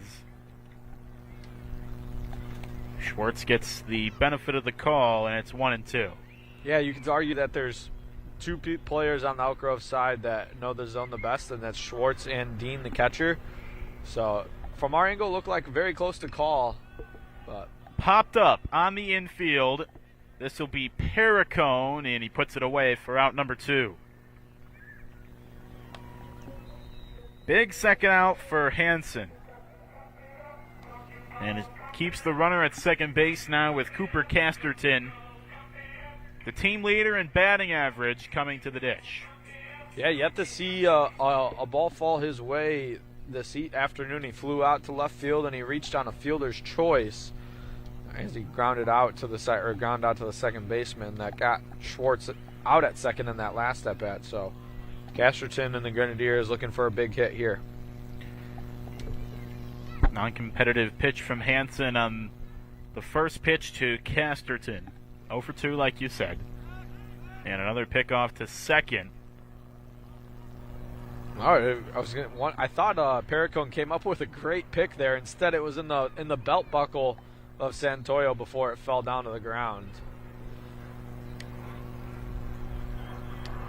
Buffalo Grove really trying to work the count here, or work the base runner with Santoyo. Most we've seen them throw over here this afternoon. Both runners break. 1-0 is fouled back to the screen by Casterton. I will say, ever since you talked about the signs, I've been watching these signs, and it's very interesting. Something you've never seen too much, and like you said, it's unique but effective. And it's been the lifeblood of Buffalo Grove for as long as I can remember, which may not be as long as some other people out there, but going on 5+ years. 2 balls and a strike. Hansen facing Casterton, coming set. A look to second, and now the deal. Upstairs, and Casterton is ahead 3-1. He would love nothing more than a fastball in his wheelhouse. Yeah. And as well, Hansen probably does not want to see Otano, who is 1 for 2, but his out was a screaming line drive into the gap that was caught by Dudek. So Otano seeing them, or actually that's Santowski's, skipped a batter. 3-1 is hit into center field, and it's down in front of the center fielder Diaz. Getting the wave around third is Santoyo, and he will score to make it 5-1. Single from Casterton, advancement on the throw from Diaz. There's no way that ball was going to be cut off, and he took advantage. Very smart base runner from Casterton, the sophomore, and it brings up Santowski. So at the end of the day, Casterton trades places and now stands on second base with a 2-out RBI single. And it brings up Santowski, who's 2 for 2. Both hard hit balls to the left side. A double and a single. And the first pitch misses. Casterton, the runner at second base.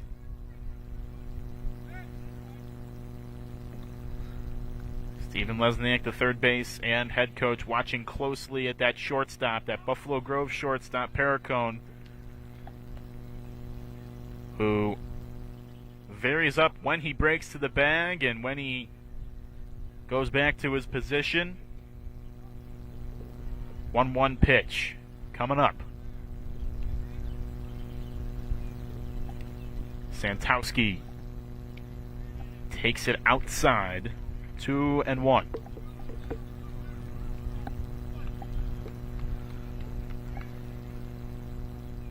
It's a high honor to play shortstop for the Buffalo Grove Bison because of how they hold on the runner at second. The 2-1.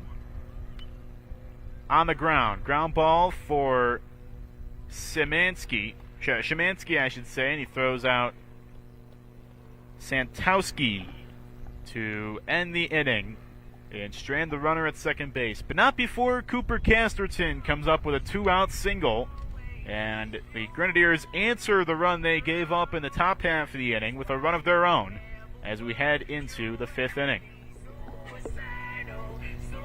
As we always thank you for joining us here this afternoon as we get into the evening hours. He's Gabe Newman. I'm Chris Randall. As Gabe kind of said, 5-1 our score. It's been a fun one early. Elk Grove has been competing. You can say that arguably this should be a 5-5 ball game, or possibly even more in favor of Buffalo Grove, but they've stranded a lot of runners. Miles Schwartz has done a great job of getting himself out of the jams that he put himself into, and he holds himself with the lead here in the top of the 5th. Due up for the Buffalo Grove is Griffin Kelly, Szymanski, and Perricone. So 3, 4, 5. Yeah, the meat of this Bison order, and this is a really important inning for them. Yeah. They're getting to the end of Miles Schwartz's outing. You can only throw 105 pitches, or in and around that number. In high school, he's at 84. And so if they can put together an inning here, this would be Schwartz's last. But if they go quietly, then they'll probably see him come back out for the 6th, and at that point, you're running out of outs to play with, down 4 runs. Yeah, Braudet back at first base. We saw him step out to go warm up, so he did re-enter like you stated. And it brings up the lefty Griffin Kelly, who is 0 for 1, hit by pitch in his second at-bat, flew out to left field in his first. He's first in relief for the Grens. First pitch swinging, foul ball down the right field line on a hard grounder. And Schwartz threw the off-speed pitch on pitch number 1 of the top of the 5th. Elk Grove, a chance to get above 500 in the conference, a chance to get above 500 here at home, and also improve that record to 8-17, have a 4-run lead more than halfway through game.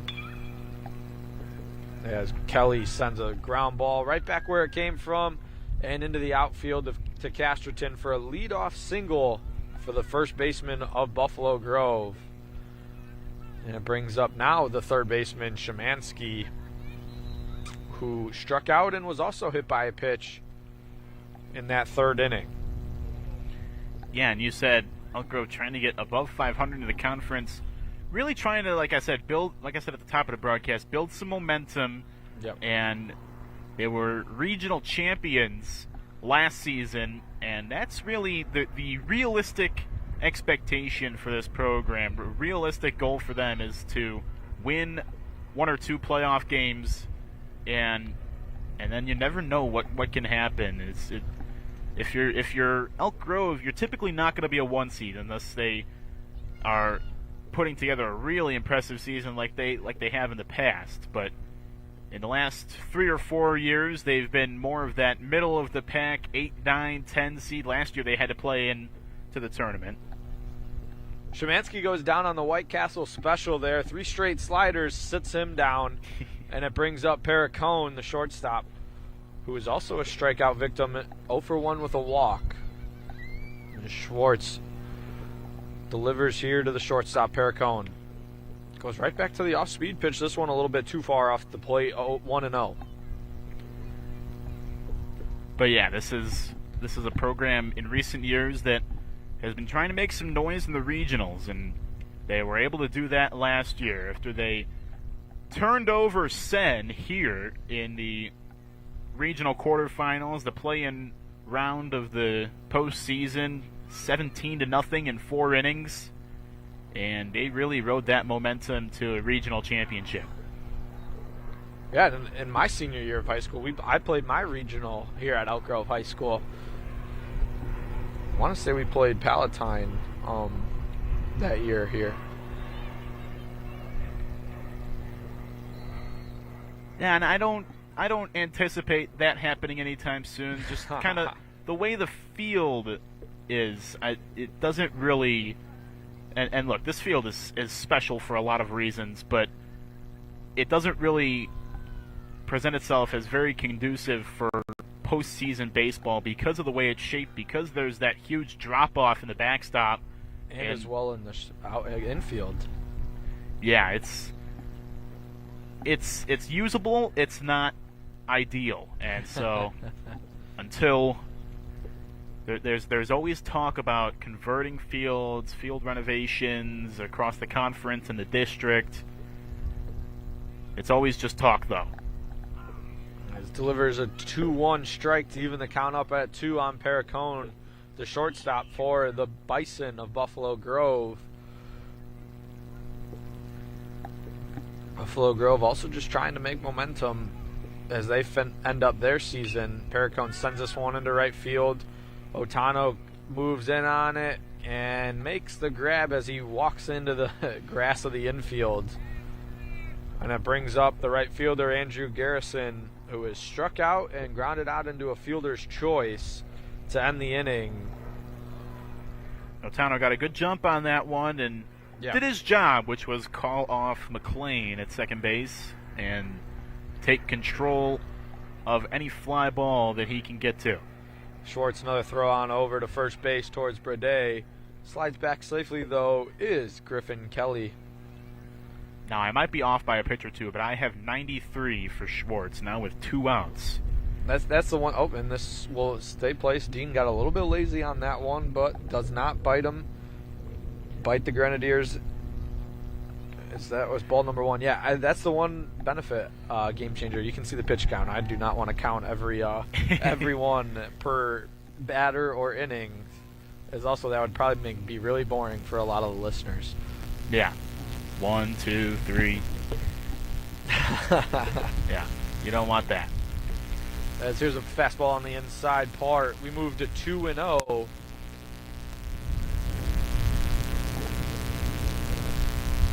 As Schwartz steps off, tries to regain his breath. He could know that this could be the last couple innings or couple of pitches of his day. He delivers a 2-0 and it's a high fastball, 2-1. Has a great bounce back here for the starting pitcher, Schwartz. This is a real big at-bat for Buffalo Grove and for Andrew Carrison. If he can find a way on that would just extend the inning a little bit and get Schwartz closer to that 105 pitch mark. Instead, it's a strike that evens it up at 2-2. They tried to back pick him, was Dean over towards Brede, but Kelly read that one like a book and is able to get back pretty easily. The wind continuing to pick up, but the sun is now peeking out again. 2-2 sliced into left field, and there's what you were saying. Keene has to retreat back to third base. Bibian gets the ball in after the single. Kelly only moves to second, though. And there's runners on first and second with 2 outs. And it brings up Joey Hansen, who singled in his last at-bat, and here comes the change.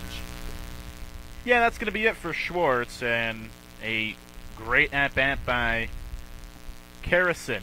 Yeah. And Schwartz will head over to third, or short. Yeah. So I'm interested to see what they do here, because Braudet will come into pitch from first. Schwartz will head over to third. So what do they do with Santowski? Does he come out of the game? No, it looks like McLean will come out of the game. So they'll move Santowski to second and burn the DH. I don't think that's number 6. That is Michael Montague. So they did a double change here. I don't think Santowski is going to remain. Well, we'll see. Schwartz is standing over. Unless that's Santowski going to be now the first baseman, or Montague to be first base. Let's see. Montague looks to be the first baseman. So the lefty Braudet will get loose. Schwartz going to take some grounders over in the shortstop spot. Montague will take some throws at first base. And you're right, Santowski moves over to second base.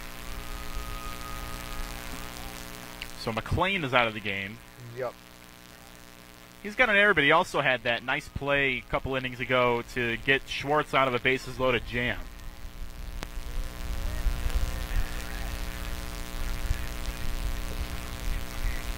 Brings up the pitcher here. So lefty, righty, kind of what Buffalo Grove is looking for is to have the better opportunity.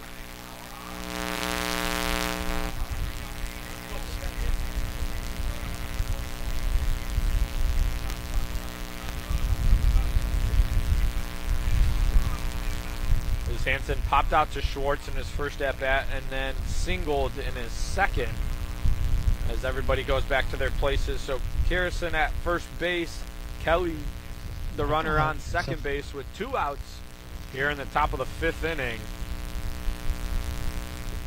Mikey Montague over at first base now. Yep. With 2 on and 2 out. Not holding on the runner at first. No reason to with the lead runner at second. Yep. Yeah, his first pitch swinging is Hansen. It's fouled off. 0-1 and a good start from Braudet on the mound.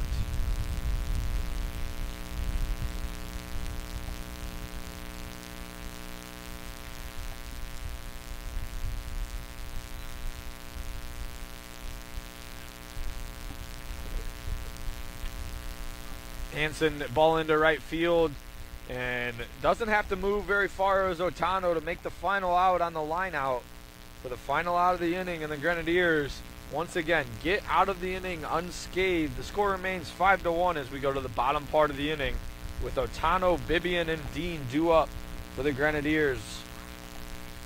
So the final line, unofficially for Miles Schwartz, he goes 4 2/3 innings, throws 98 pitches, gave up 4 hits, 1 run unearned, and he walked 2 and struck out 8.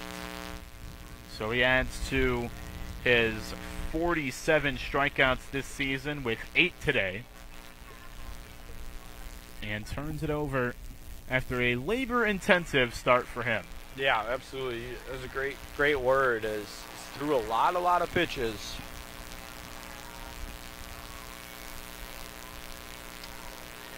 As in other news in the sports world, the NBA draft lottery just wrapped up, and you'll never guess who got the number 1 pick. It's sadly not the Bulls, but Cooper Flag is not coming to Chicago. But you got to guess before I tell? I don't think it's Utah. No, yeah, it does remain now that the worst team in the NBA does not get the first pick since 2019. The suspense is killing me. Who is it? Dallas Mavericks. After making the worst trade in NBA history, they get honored with Cooper Flag.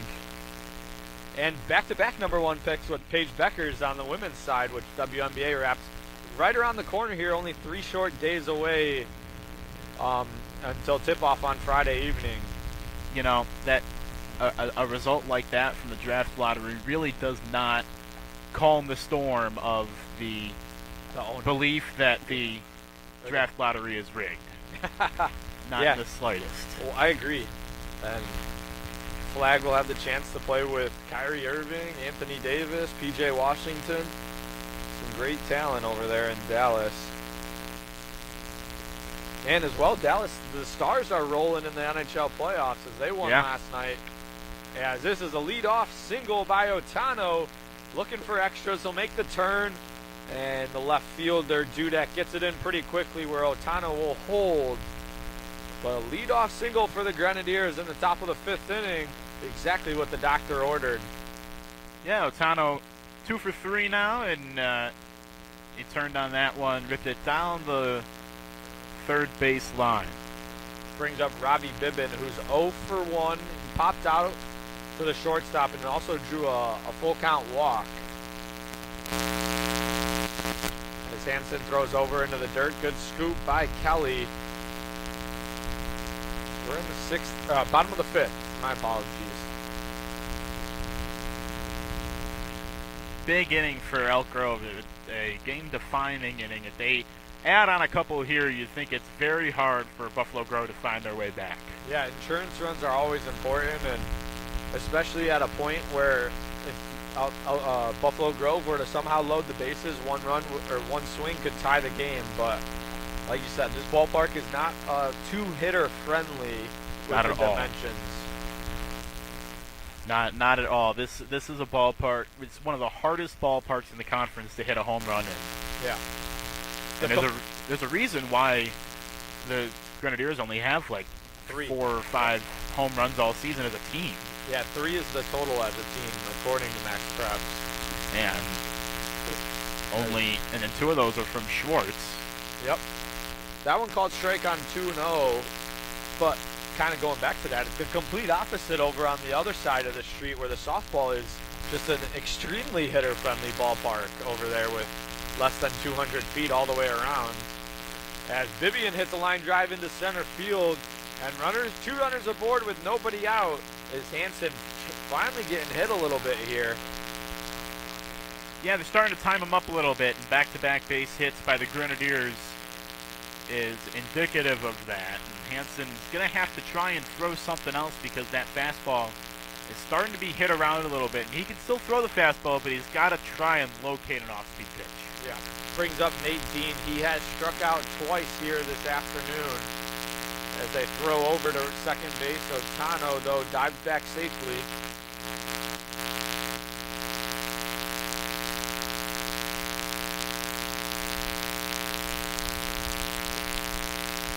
Dean 0 for 2. Yeah.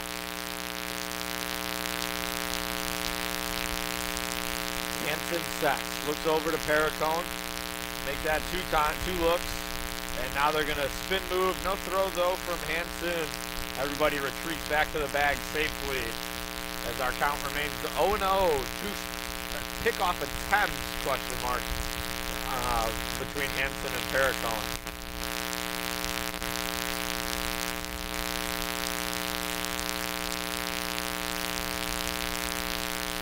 I'd like to see a sacrifice bunt here. Yeah, they show he pulls back. First baseman Kelly was extremely far up on that one. Yeah, it just crossed my mind as soon as Dean squared around with first and second nobody out. This is prime sacrifice bunt territory. Yeah, we'll see if they go back to it. 1-0 to count. Or 0-1, they do call that a strike. Dean gets down a bunt. It's going to roll down the third baseline and stay fair. What a bunt by the catcher, Nate